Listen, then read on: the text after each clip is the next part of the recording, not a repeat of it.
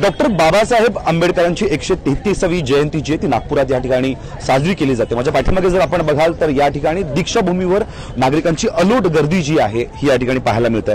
Doctor Babasaheb आंबेडकरांच्या जयंतीनिमित्त याच नागपुरातल्या दीक्षाभूमीवर सकाळपासूनच खरतर बाबासाहेबांच्या अनुयायांची मोठी गर्दी जी आहे ती पाहायला मिळते। देश विदेशातून राज्यभरातून खरतर बरेच मंडळी या ठिकाणी हजेरी लावत असते।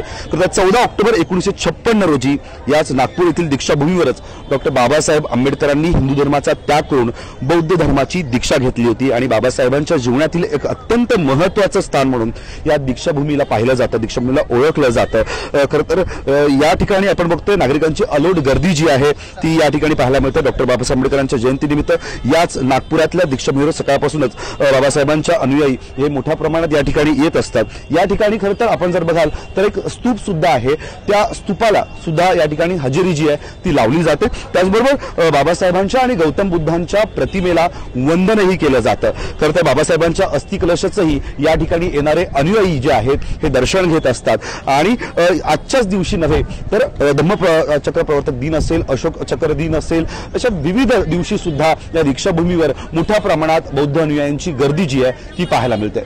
व्हिडिओ जर्नलिस्ट तुषारसह हर्षल बदाने पाटील, टाइम्स ऑफ मराठी, नागपूर।